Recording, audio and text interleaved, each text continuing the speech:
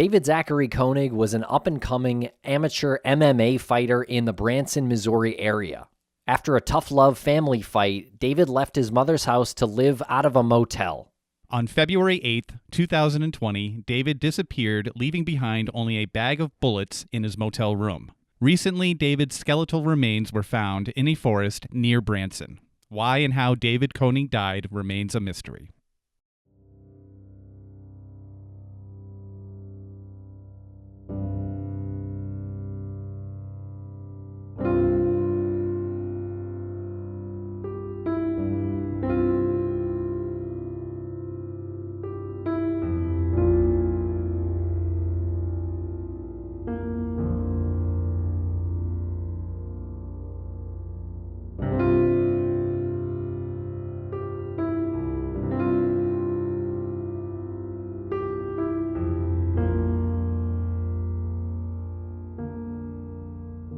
Welcome back to Missing. I am Tim, here today with Lance. Lance, how are you today? I am doing so well, Tim. How are you today? I am doing well. And this case that we're speaking about today came in by way of private investigations for the missing. This is a person named David Zachary Koenig, who was missing at the time we got the submission. Some research had been done, a real team effort by Jennifer, by Erica, by Kathleen and Mary. So big thank you to all the researchers from PIs for the missing. But David was actually found. His remains were actually found after the case was submitted to PIs for the missing, but before we recorded this episode. And it stands out in that way where we usually talk about individuals who are missing and are still missing. David Koenig went missing on February 8th of 2020 from Branson, Missouri, and that's where his skeletal remains were found in a forest near Branson. How he died is a mystery, and we get into that. And it's important to listen to this because a lot of factors go into why he went missing, what he was doing at the time. He was an up-and-coming MMA fighter, so he had this future that was right in front of him. He had a couple of stumbles along the way, but nothing more out of the ordinary than some people that we talk about, even, in our own lives. Like, everybody just has these stumbles along the way, and it seemed like he was getting himself back to that MMA status. He was, by all accounts, going to be professionally fighting, and then he just disappears. And there's really no explanation for it, and there's no cause of death that's been officially ruled yet. His remains were found. There was no sign of trauma, and there was no sign of suicide that was outwardly obvious. So, again, very mysterious, unfortunate disappearance and subsequent death.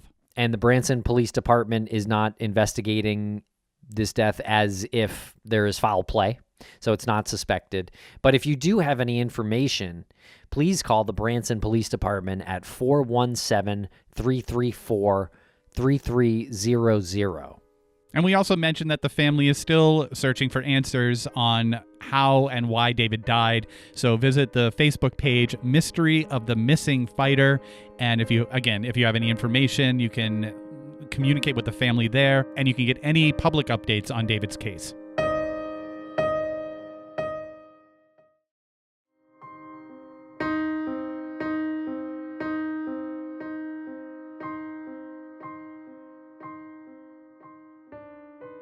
And welcome back to Missing. Thanks a lot for joining us. Jennifer Amell, how are you?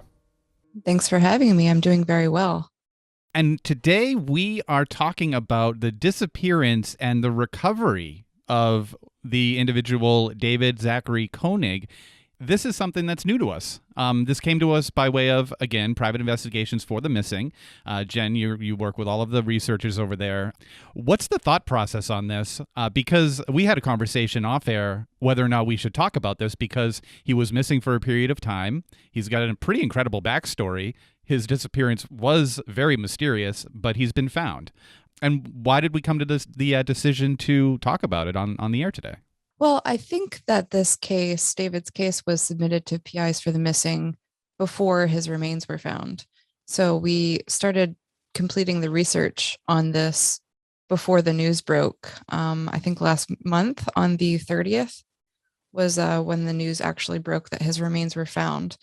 And I think we decided to cover this because there's still lacking information in this case. I mean, there's still the mystery as to why and how David died. There's no cause of death, and we don't really know what he was doing in those woods outside of Branson. And a lot of great work is done at Private Investigations for the Missing. Check out their website at investigationsforthemissing.org, and of course their social channels. Jennifer, what researcher completed this research? It was actually a pair of researchers who teamed up for this.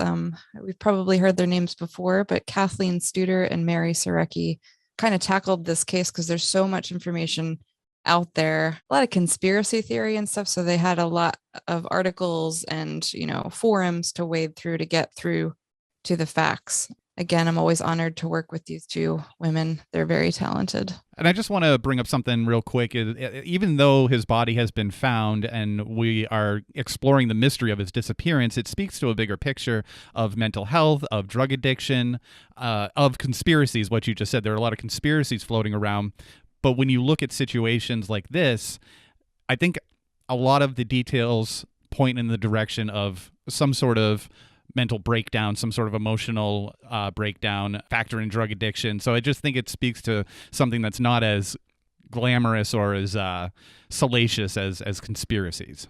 Yeah, definitely. I think wherever there's a mystery, and we see this in pretty much every case that we cover here, but where there is no answers, people fill in the blanks with like all kinds of feats of the imagination. And they want to believe that there's something deeper, something darker behind these things, but often it's just a case of, an addiction gone wrong or mental health issues.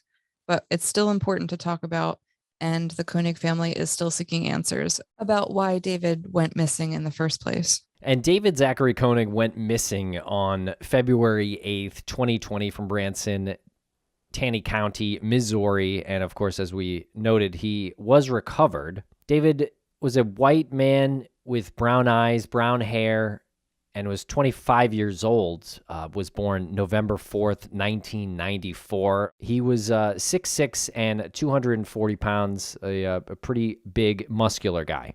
At the time of his disappearance, he was wearing a black shirt, 2 silver necklaces, a baseball cap with the word police on it.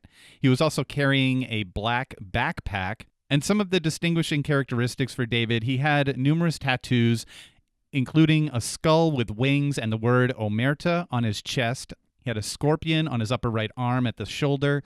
He had the words Bullpen Mafia on his abdomen. He also had an appendectomy scar. He was last seen with a scruffy beard, but he is also known to be clean-shaven as well. He had a very muscular build, and part of his left middle finger was missing due to a firearm accident. The word Omerta is a Southern Italian word for code of silence and code of honor and conduct of maintaining silence when being questioned by outsiders or the government. He also trained at his father's gym, which was called the Bullpen Mafia. That's not an association with any official syndicated organized crime group. The gym was called the Bullpen Mafia, and that's the one that his father owned that he trained pretty religiously at. Yeah, and I just want to mention here that it's still important to give these statistics on the missing person, even though his remains have been found. If anybody's out there who has seen this man before he disappeared or knows of any of his movements before he went into those woods, I think it's really important to mention what he looked like, what tattoos he had, in case it jogs somebody's memory. David Zachary Koenig was the oldest of 3 children of Tracy and Rick Koenig. He had both a brother and a sister, and the family relocated to Branson from southern New Jersey about 12 years prior to David's disappearance. And David's dad stated, "He's not only my son, he's my best friend." And David was close to both of his siblings, but his sister, who was 8 years younger, was his shadow. And their mom said that they're so alike, they're basically the same person, and he wouldn't go long without contacting her. As mentioned before, David was an amateur MMA fighter, and that's because his dad ran that gym and he trained really hard. He was well known in the community as he had a pretty magnetic personality. He was loud and opinionated, and he would stand up for anyone. There's a quote here from CNN. It's from J.T. Tilley, who was the head coach at the Branson Fight Club. He said training with David was always a pleasure. He cared about the group and was always there to listen and support his teammates. Truly a gentle giant. and a gentle giant who also sang and played guitar. But unfortunately, he suffered from narcotics addiction, which getting into the gym kept him grounded and taught him how to not only fight at the gym, but fight his addiction.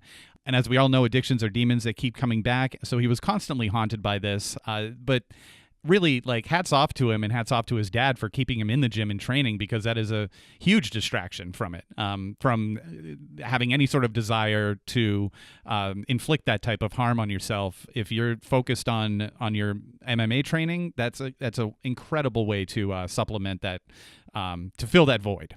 Absolutely. And it seemed like he had a really promising, like, starting career in MMA, or just looking at the fights he had. He did lose his first bout, but he won 3 others. And that definitely shows that he was moving up in the MMA world. And I think he had posted on Facebook right before his disappearance that he was in a new relationship with a girlfriend. And as an amateur MMA fighter, he had quite a following in the circuit around Branson. David had 4 fights under his belt, and a 5th one was scheduled that was derailed by him accidentally shooting part of his finger off. And this was thought to be one of the reasons why David may have gone down the narcotics path again, as he questioned his ability to continue in MMA fighting. That's so sad. I find it so sad when, like, a professional athlete injures themselves because they've spent their whole life kind of training for this one path in life, and they're so dedicated to it. And then one little thing happens and it, like, throws your whole life off kilter. So I totally understand why David may have turned back to narcotics, especially because of the pain, I imagine, with shooting part of your finger off. Like, he would have to be on some kind of pain medication for at least a little while, but also because he was probably really depressed after such a thing. And I'm not sure if he was actually prescribed something for the pain for that accident, but I can imagine that he was terrified to take anything for it, knowing that he's just, one pill away from falling off the wagon and going back into that spiral again. And Branson, Missouri is a city in the southwestern corner of the state, in the middle of the Missouri Ozark Mountains, and it has a population of just over 12,600 people as of 2020. And it's known as a family vacation destination with theaters lining the strip and an 1800s themed amusement park. And the theaters originally mostly had country music shows, but now many different genres of music can be heard there. Sounds like a cool place. I would like to visit. I have been in the Ozark, like, National Park once, and it is vast. So some details on David's disappearance. Apparently, David and his mother had a, quote, tough love fight around February 6th of 2020. Of course, his mother, Tracy, loved David. It was her son, but she also had 2 other younger children to think about and was concerned about David's addiction, so she asked him to leave the house due to just wanting to protect her family, even if it meant saying that he couldn't come home until he got his act together. And we hear about this a lot. Like, you have to have some sort of line that needs to be established, and in order to get help, in order to realize, like, you've kind of hit bottom, or you're going to hit bottom, and we're trying to help you. Man, what a conflict to have between, like, choosing a son and your other kids, and knowing that it's potentially not a safe or good thing for the other kids to see happen. It's like their brother go down this route of addiction. It reminds me of a case we covered a few months ago. AJ Johnson and his wife Amanda kind of had to make the same decision. AJ was using drugs again, and she was like, listen, like, I love you, but you have to get clean before you can come back into the house with the kids. I can't imagine that's an easy decision to make. No, and I can't imagine that his mother would have made this decision if she didn't think that David would be able to pull himself back up or have a support system around him. I really think that his training at his dad's gym was something that might have been in the back of her mind, knowing he always had a community he could go to that would accept him if he, goes to the gym. Even if he's not training because of his finger, he can still go and he can do as much as he can without using that particular hand. So I would like to think that she knew she wasn't kicking him out on the streets with nothing. And David stayed at the Peachtree Inn off of Green Mountain Road the nights of Thursday, February 6th and Friday, February 7th. The owner was a friend and fan of his, and he had recently lost his phone, so he was using another device on Wi-Fi to message people. And he messaged his brother a happy birthday that day, and that was the last the family heard from him. And that same day, he also messaged two of his friends that he was in trouble and could use some help and a ride.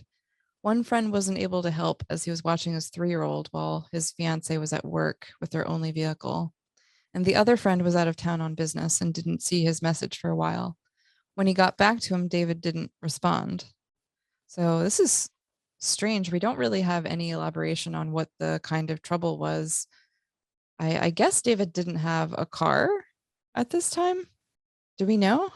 No, I guess we don't know, but it would imply that, huh? Yeah, and I guess David didn't have a vehicle, so maybe he was messaging his friends for a ride somewhere. But I wonder what kind of trouble he was alluding to. When I had read this for the first time, guys, I had taken it into consideration that he was saying he was in trouble, maybe wanting to do drugs again. Maybe he knew that he needed to be around people and he needed some help so that he didn't fall back into the drug addiction. Yeah, could be.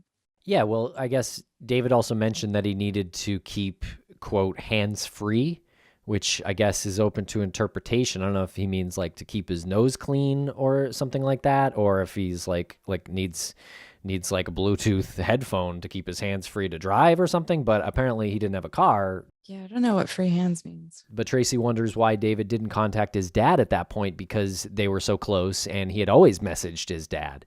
And she also said to the media for David to hear, "I love him. He can come home and we will help him no matter how difficult things are. We're all here for him no matter what." And I wonder what the context of that hands-free comment was. Maybe he misspoke and said he needed to keep his hands busy. Maybe he needed to keep busy. Yeah, I don't know. To distract himself. But, we're just speculating on that. I am just curious what the context of that entire, I guess it was a message that he sent, what that entire sentence was. Yeah, I'm not sure. I'm also trying to get into David's head about this time, like why he wouldn't contact his dad. Mm-hmm. And I'm just thinking, like, if I were in that situation and I was struggling with an addiction and my mom kind of asked me to leave the house, I might be really embarrassed to reach out to my family and like thinking like you have to handle this yourself. You have to be a man. You have to pick yourself up by your own bootstraps and like beat this addiction. Maybe that's why he didn't contact his family if things were going downhill. I was kind of thinking the opposite, to be honest, that Really? he was contacting his friends not only a ride, but for drugs. I mean, if you need a ride, you can contact anybody. But if you need drugs, you're not going to call your parents, too. That's true. Yeah, I don't know. It doesn't seem like his friends were also drug users. Yeah, I kind of think it might depend on what drug, too, he was looking for or addicted to. That may depend on who he contacts. Good points on both sides. I mean, he did message, like you said, two of his friends, did specifically say he was in trouble, could use some help, and did need a ride. And I can see where you're coming from, Jen, about being embarrassed to your family and not contacting his dad. His dad ran that gym. It would be a disappointment for his dad to know that he was potentially falling off the wagon again. Maybe he was trying to get back. Maybe he was trying to get back so that he could talk to his family, face to face. I'm also wondering what the living situation was in this family too, because I think his parents were still together, no? It appears like that, and I would guess that the siblings also lived there because they seemed younger. I mean, David was only 25, too. Yeah, so like wouldn't his dad know what was going on if his mother asked him to leave? Yeah, but no one would have known he needed a ride unless he contacted them. And where did he need a ride to? I mean, if he needed a ride to the gym, you just would have called your dad in that case because he was probably going there too.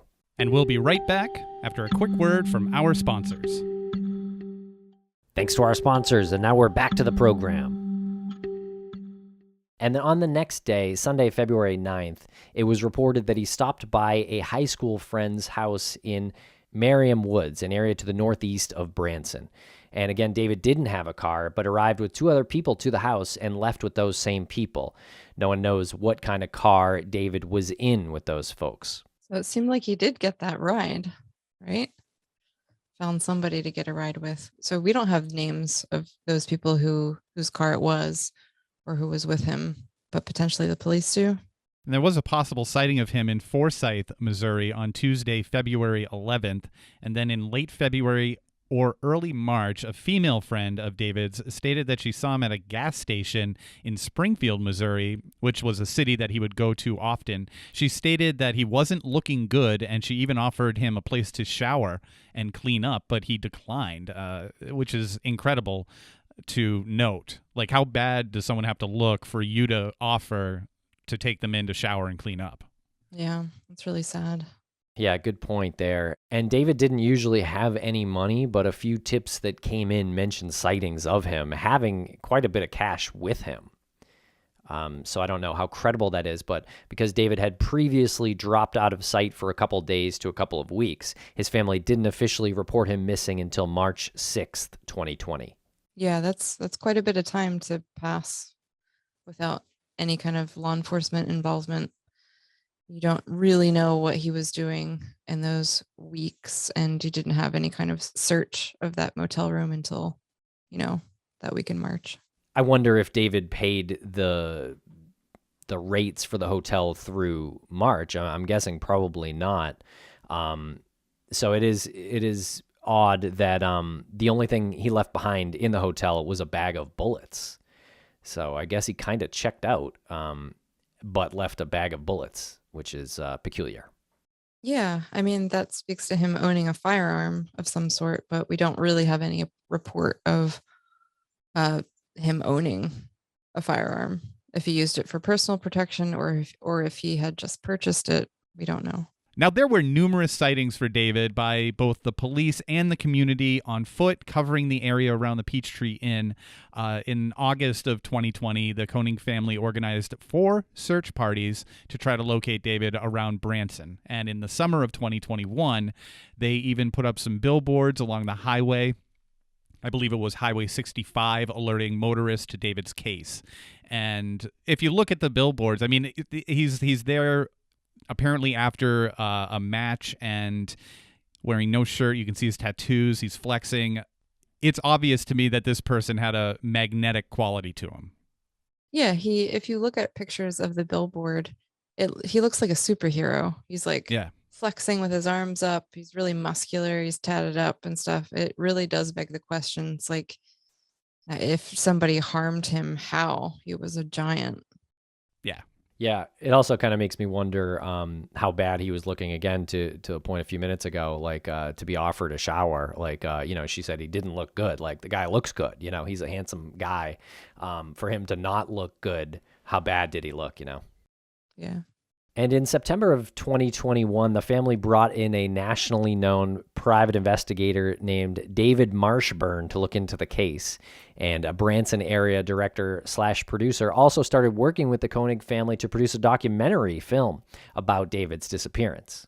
His girlfriend was additionally interviewed by police, and she told them all of his things were at her house.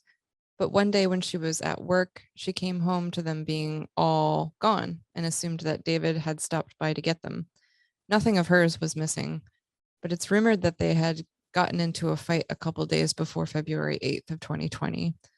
As mentioned before, this was a new relationship for David, or at least it was Facebook official new. I'm not really sure how long they were going out, but I wonder why his girlfriend wouldn't offer him a place to stay if he was kind of as down and out as we think he might have been. Yeah, maybe around that time he wasn't as down and out. Maybe he was teetering and they had this fight. I'm not sure how bad it was, but maybe it wasn't so bad where she didn't think he would give her a call or come back later on. Mm-hmm. Yeah, I mean, how long was he at that hotel? It doesn't sound like he was there that long. Like, I don't think many people would have known that he was, in that situation at all unless he called them, and he only called a couple of his friends. Yeah, that's true. It was only a couple of days that he was staying at the Peachtree Inn. Now, in November of 2021, search efforts resumed around Hollister, Missouri, which is southeast of Branson, where police thought there would be a very good chance to find new information about his disappearance. It was comprised of police and volunteers, and they searched a wooded area off of Highway 65 in town. And one man that was planning to join the search efforts was doing so because his daughter vanished for a time, giving him a strong connection to what the Koenig family was going through. And police weren't divulging why the search was in Hollister, keeping the investigation information close to the chest. Yeah, I wonder what led them to the town of Hollister, because we don't have any of the confirmed sightings of him placing him in Hollister, do we?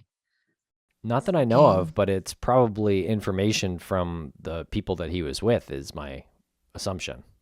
Yeah, so we don't have any actual confirmed sightings of David that we know of in Hollister, but that was a town that was very close to Branson, only 2 miles away. It would take about 6 minutes to drive if he was actually driving in a car with somebody. And on December 22nd, 2021, a deer antler hunter located human remains in the 3700 block of Fall Creek Road in Branson. A search by police located the remains and several personal artifacts, including a wallet. And through all of that, it was announced on December 28th that those remains were identified as David Koenig. And after an exam by a forensic pathologist, it was determined that there was no trauma noted, and the death didn't appear to be the result of foul play. Still, the exact circumstances of what happened to David aren't known. His mother, Tracy, has been pretty vocal about letting everybody know that his death isn't involving any kind of conspiracy theory and that he just died. Tracy told CNN that we are just heartbroken, and although Dave's been missing and gone for 22 months, it doesn't make it any easier. What we are feeling now is just indescribable pain. And Tracy wrote on social media that he was not shot, stabbed, no broken bones of any sort. He wasn't robbed, as his tattered wallet was still intact, as well as the 2 silver necklaces he almost always wore, amongst some other things. End quote. Yeah, so robbery doesn't look like a likely scenario, especially, I mean, the true mystery of this is like where his remains were discovered in these woods. Did he go out there himself? Was he with other people? I mean, the possibilities are kind of endless. So even though his body was found, that still doesn't provide any answers for the family. They're still searching for why he died. They maintain the Facebook page Mystery of the Missing Fighter, and that is to collect information and keep the public updated on David's case. And it seems like he walked away from more populated area. Just looking at the map where he was at the hotel, and he just kind of walked towards some woods and some water down there. I don't know what was going on in his head, but it almost seems like a calm, kind of lonely walk. Yeah, I don't know if I think the police have ruled out any kind of foul play in David's death. But I'm not sure if they're considering suicide as a feasible thing that might have happened to him. It certainly looks like David's life was kind of really hard at that moment, and maybe he just didn't feel like he had a way out. But if anyone does have any information on what happened to David Koenig, you are instructed to contact the Branson Police Department at 417-334-3300.